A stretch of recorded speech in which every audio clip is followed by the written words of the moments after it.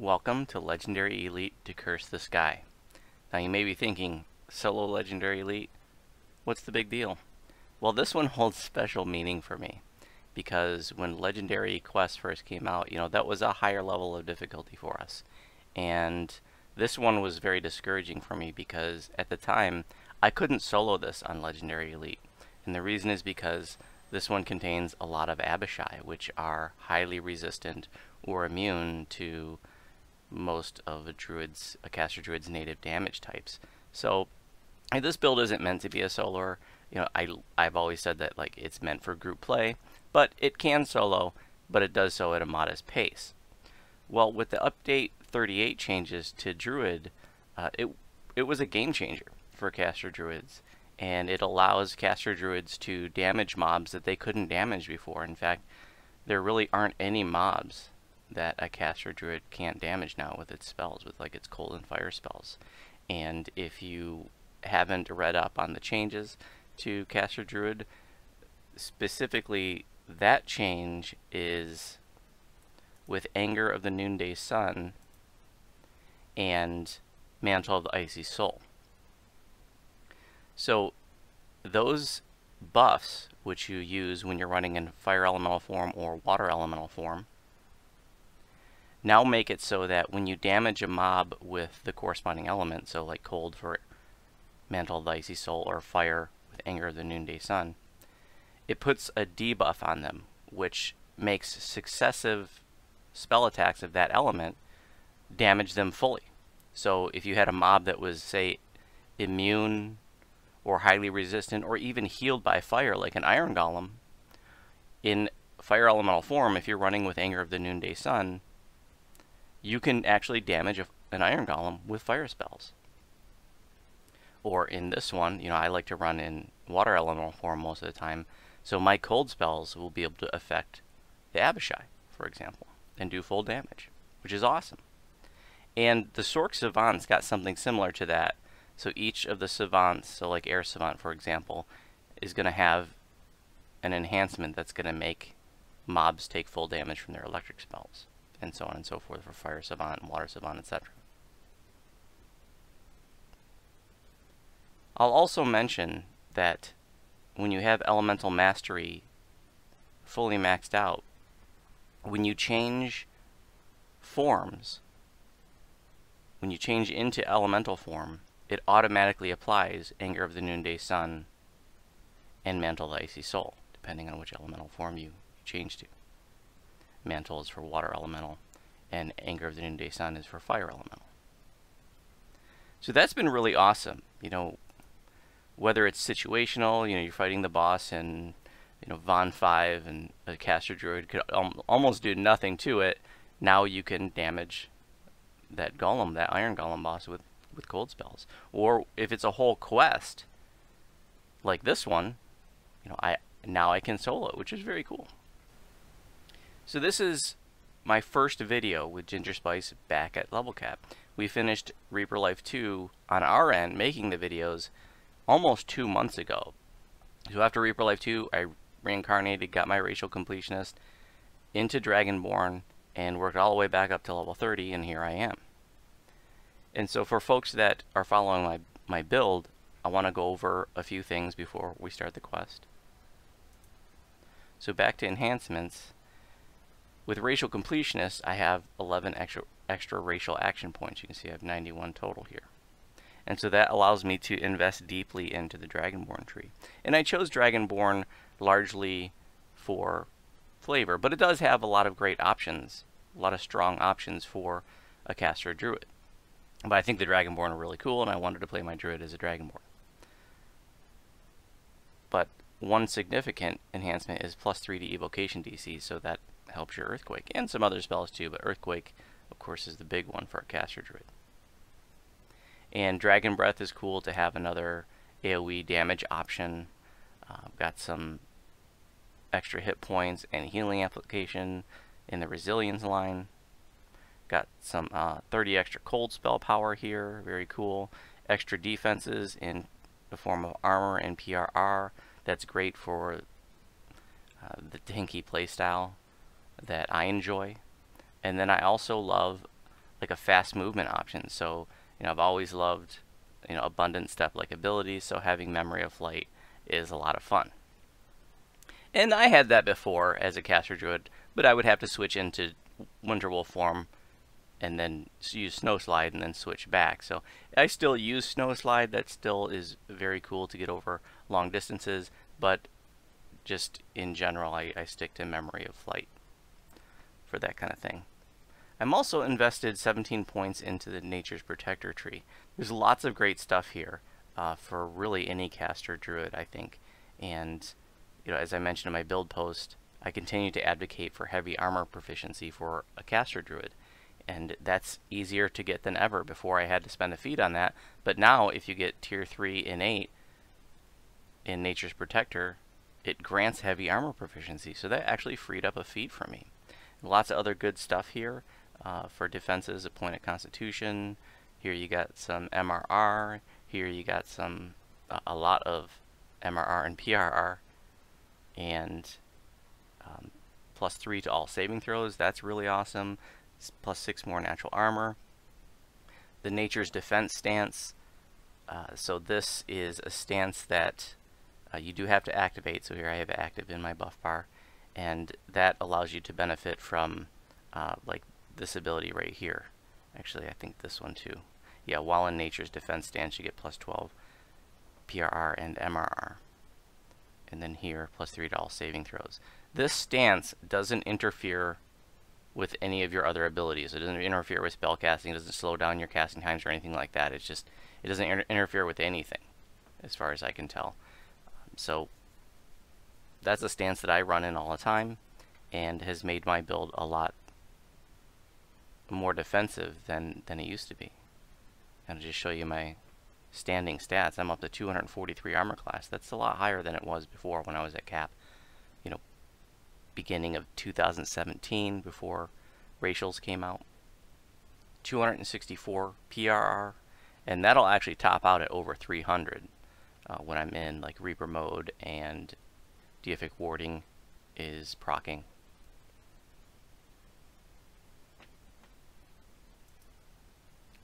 In the Season's Herald tree, there was a bunch of changes, and I'm not going to go over all those changes, but with all those extra racial action points, allowing me to go deep into Dragonborn tree without pulling away as much from Season's Herald, I was able to get pretty much everything that I want. The only thing that I didn't get that I kind of want, and it's possible I might try to work it in, is Beguile.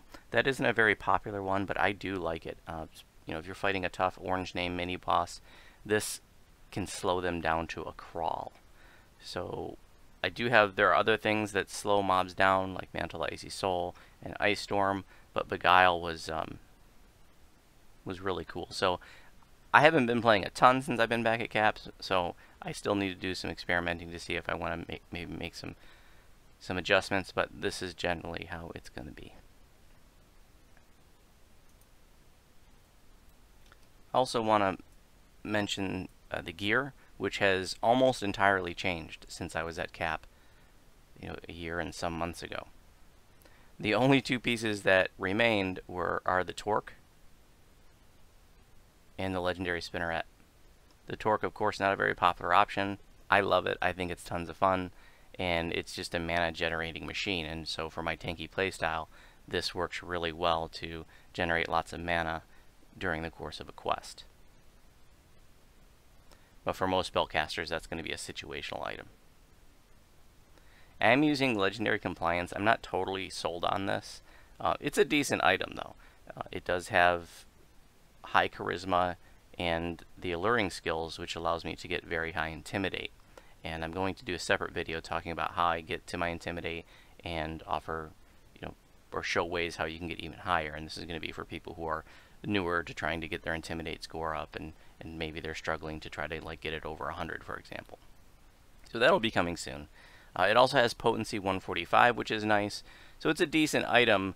What really lured me to trying this out was the Zoria Madness Delirium. That is an upgrade that you can do to it at the Altar of Insanity in the 12. And the Madness Delirium, and there's a bunch of different things you can add to it. But this, when it procs, it gives you Displacement, And I did some testing on another tune with it, and it seemed to be proccing quite a bit, definitely enough to make it worthwhile. But since I've been using it on Gingerspyce, I haven't noticed it proc very much at all. It definitely has proc. You know, I've had a conversation with somebody else in the forums about it, and they said it literally never proc for them. And for a while, it seemed like it was literally never proccing on me on this tune, but then it's weird. Like after about a week or so, it just seemed to start proccing, and I even like I have two of these, and I took the one off my other tune that I was testing and swapped it over here, thinking maybe the item was bugged, but that didn't seem to change anything. In any event, it is proccing, but not very often. So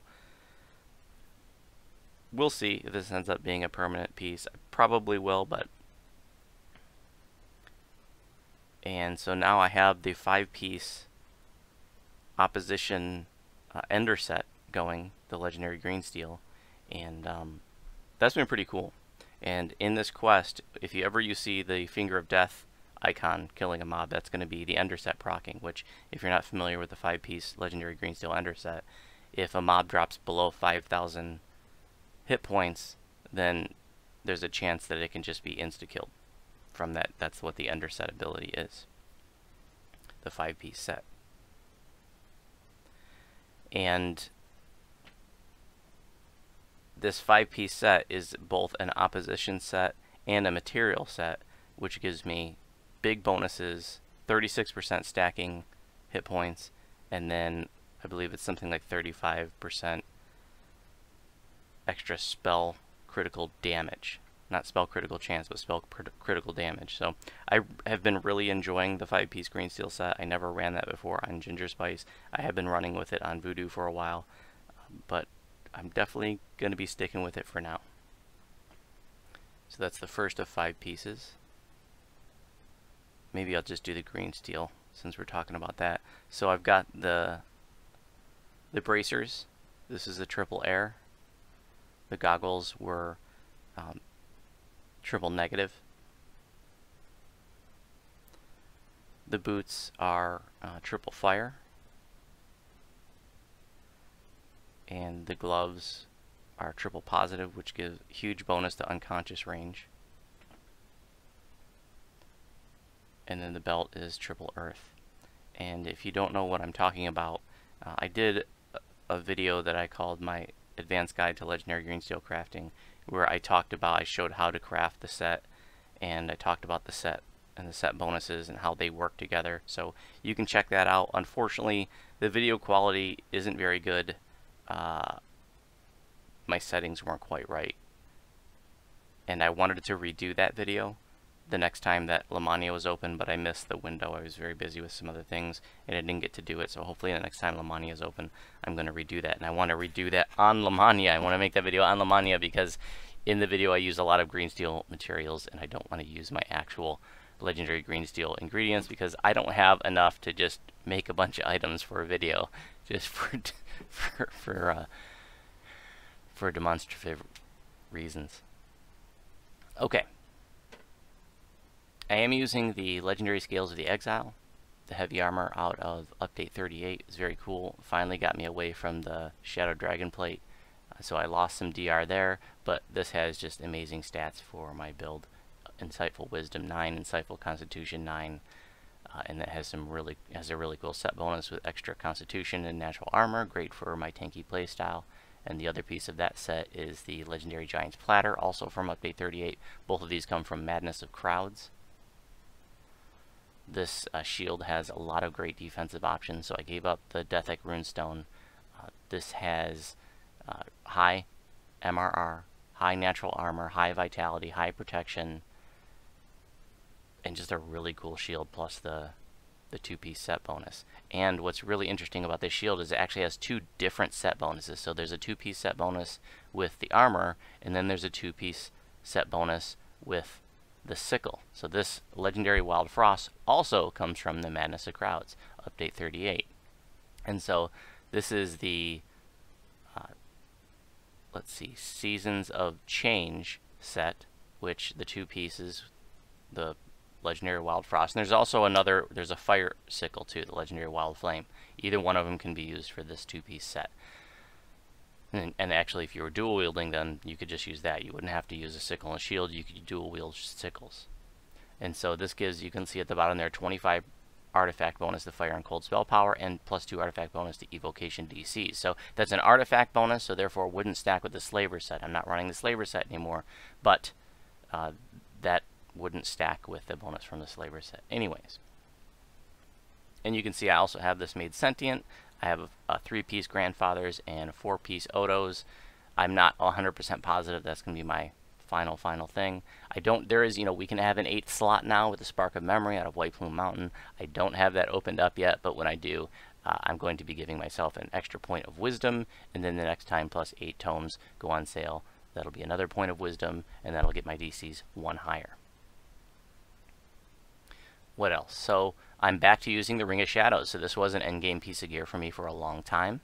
And then I ended up giving it up because I was getting ghostly and lesser displacement from other sources. But because of the way things moved around, this made sense to use. I definitely want ghostly and lesser displacement on at all times because this is a tanky kind of a build. So this has them both in one slot. The good old legendary Spinneret. I mean, this is a wonderful caster item. It has quality spell focus, mastery +2, quality potency, and spell lore 15%. So this is my spell lore item. And the only thing that I have beyond just 15% general lore is the bigger cold lore that I have 29% on the legendary Wild Frost. Legendary Silver Thread Cloak. This comes out of Into the Mists, that little intro quest for Ravenloft. So it's got high wisdom, high insightful evocation focus, high physical sheltering. I already have physical sheltering on the armor though, I think. Oh no. Okay. Well, high physical sheltering, high fortification. So a really beautiful item for a caster druid. And then the only piece I'm using from a Slaver's Craftable is the Trinket, the Legendary 5 Rings. I really don't like having sort of some critical stats in the Trinket slot, which is a swap out, like when I want spell absorption. But this is really the only place I could fit some of these things. So Quality Wisdom, this is my Resistance item, +14, and then General Spell Focus Mastery +6. And then my Con item too. So when I swap out for spell absorption, I'm losing my resistance and my con item, and I really don't like that. But like I said, right now this is the only place I can make it fit. So I guess as long as there's not a Famine Reaper in the area, then this stays on all the time, pretty much. Okay, let's do the quest.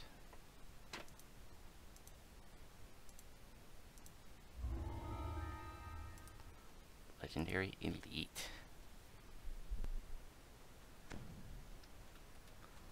So like I said, I could not solo this before, unless I swapped the destinies. I was asking other caster druids at the time when this came out, are you guys able to do it? Because like I can't.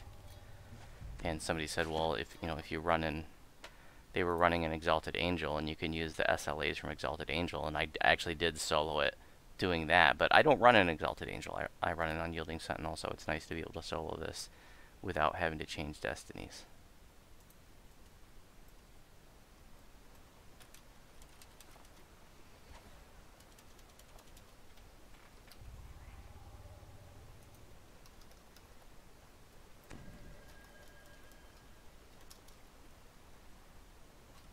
No key.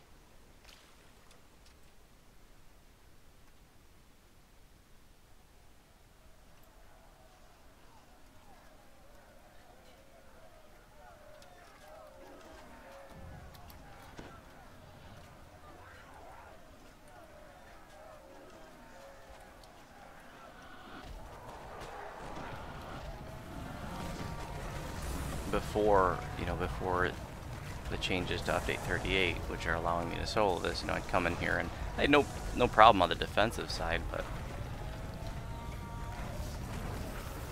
on the offensive side, the Earthquake was hitting just fine, so it was helpful in a group environment, but soloing just wasn't really an option.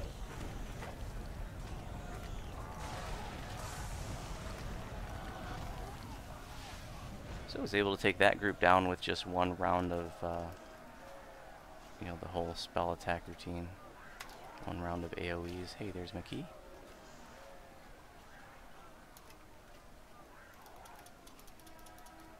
So I'm having some frame rate issues here.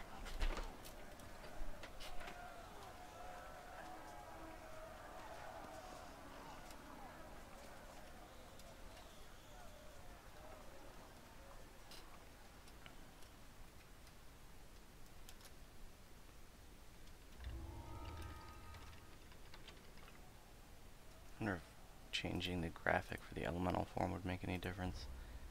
So you've got this veil of the elements here that you can click that just, it disables the graphic for the elemental form. I'm still in elemental form, but it just, some people don't like looking at that, so they added that, which is kind of neat. Others still see you in elemental form though, even when that's on. Even like right now, another player would see me in water elemental form.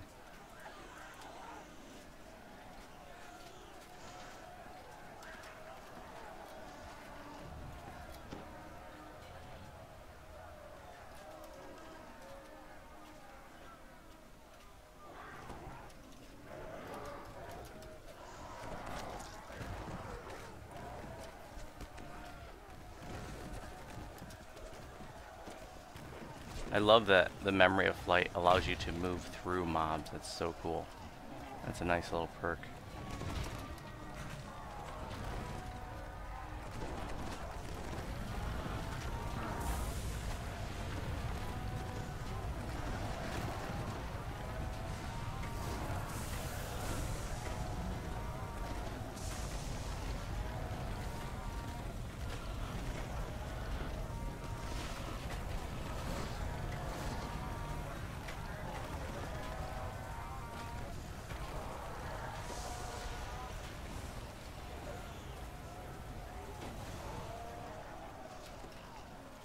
No problem chewing through them now.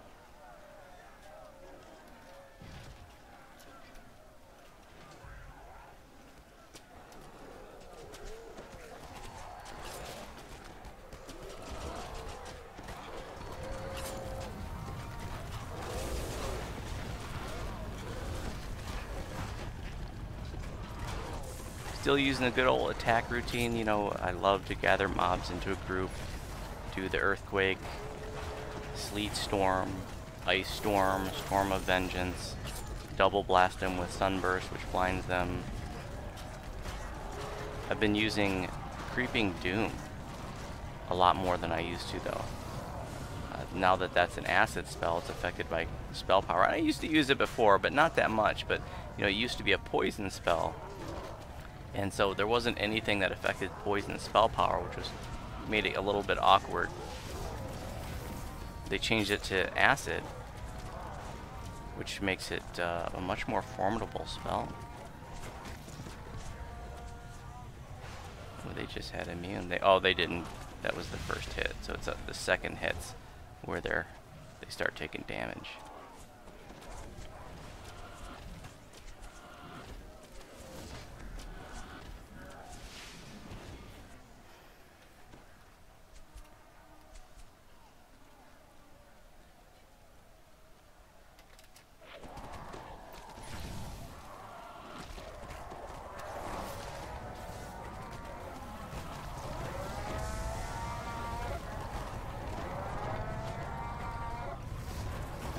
In a situation like this, just got to make sure that you let the ice storm proc on them a few times before you throw your energy burst. Otherwise, your energy burst, like with that previous pair, it doesn't do anything with it. A lot of them are immune to cold.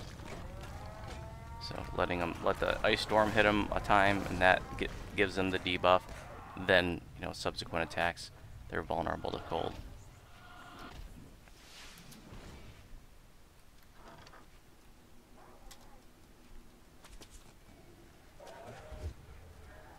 Oh, that doesn't open until these guys are dead.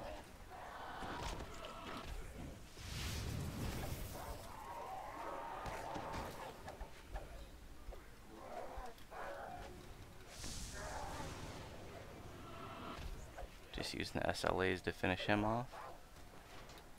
To conserve mana.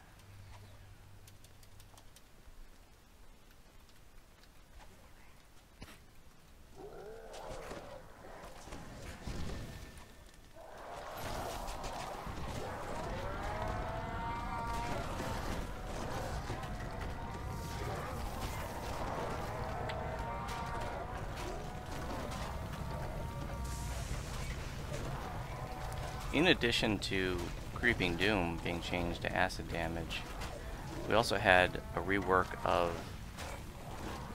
Enveloping Swarm. So that used to be like a silly little buff that you'd put on yourself and it acted as a guard. And it only did like, you know, literally a couple points of damage. So it was kind of silly.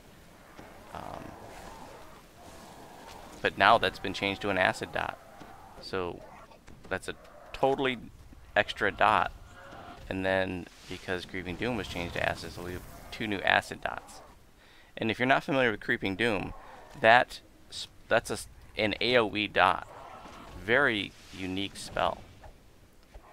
And I'm going to demonstrate that in the next group of mobs. Maybe I'll just throw that and show you if you're not familiar with that spell. Maybe you haven't used it much.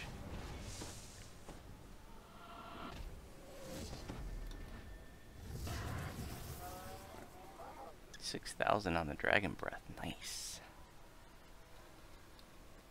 It's my fiance Militia.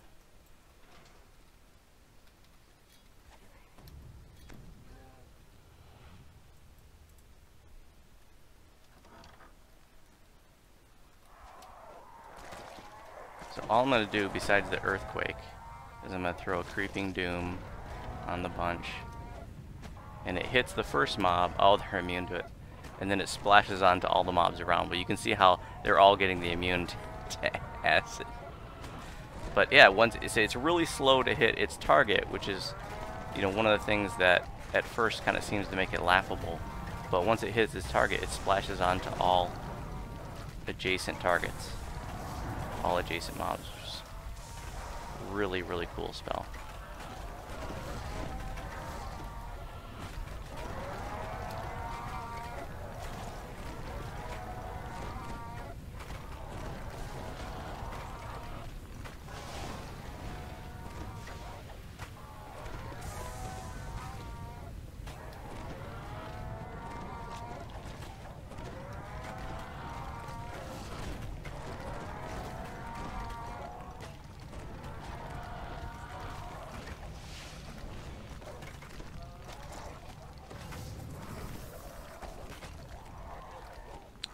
One of the things that's frustrating about the Dragon Breath is if you're moving backwards and you do it, it seems to shoot it off to the side instead of in front of you. So then it doesn't hit the mobs in front of you, even though you're facing them.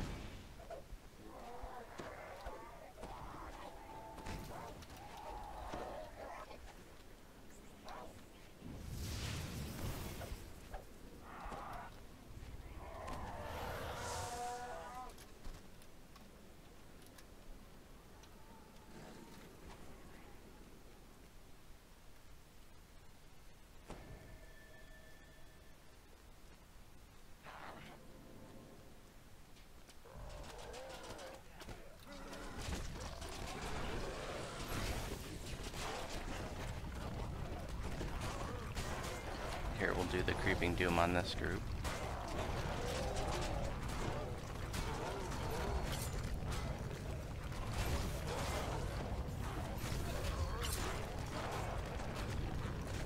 Between 200 and 500 damage, it looks like it's taken for.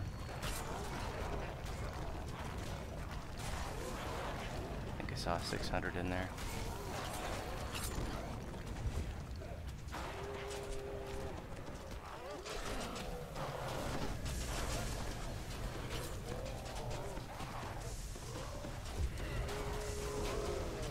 Here, I'll run backwards and show you the Dragon Breath. So I'll hit it when I'm going backwards.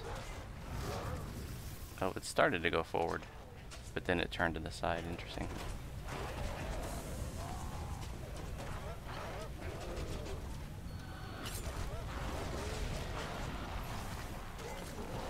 Maybe there's some trick to it I just haven't figured out yet.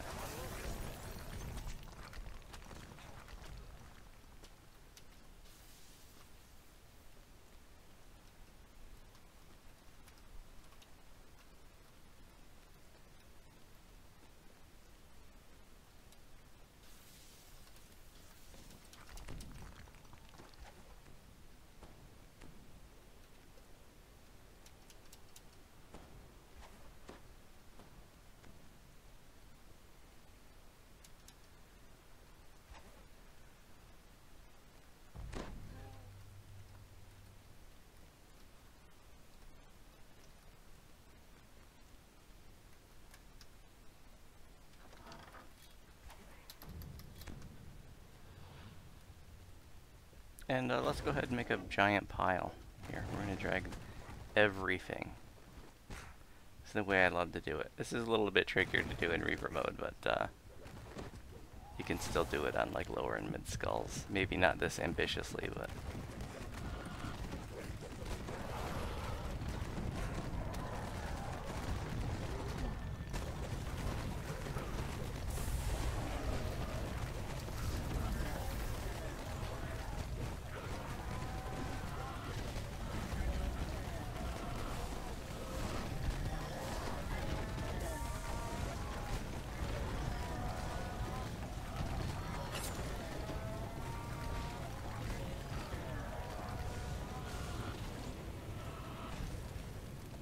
one guy was outside of the AoE, so let's hit him with a greater creeping cold.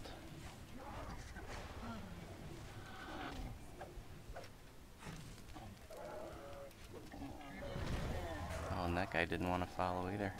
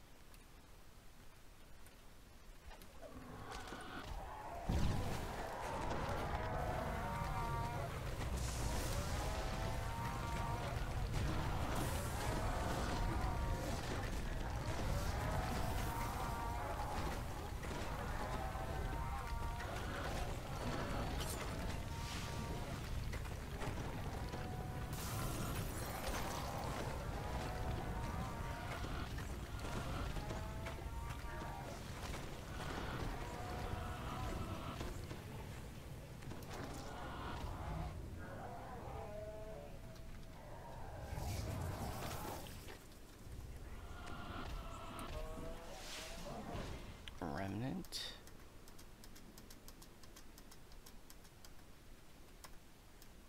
Yoink.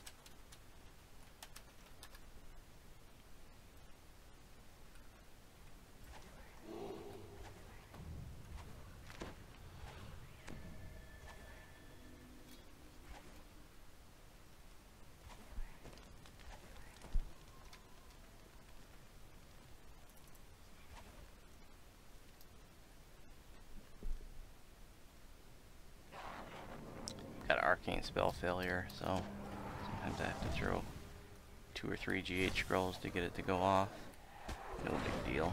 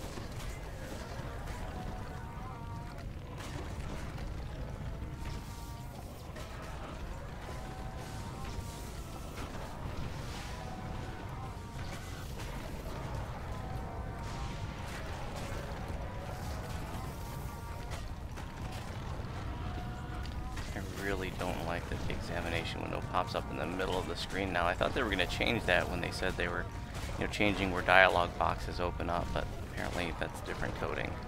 So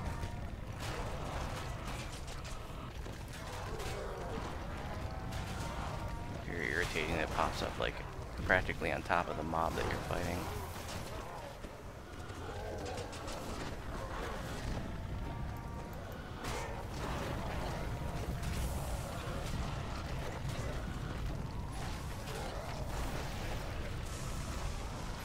So you can see all this time, the entire quest, that compliance has not procced. Yet the few times that you saw me use displacement, I was using it from scroll. So that is not very impressive. But sometimes it seems to proc like back to back, and it's weird.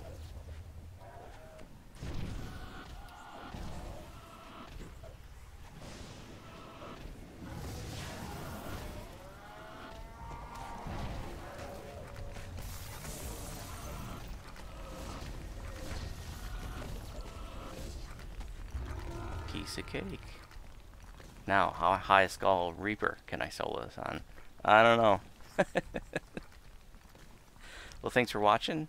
As always, if you have any questions about my videos, you can respond on YouTube. And if you have any questions about my build, you can respond to my build post in the Druid forum.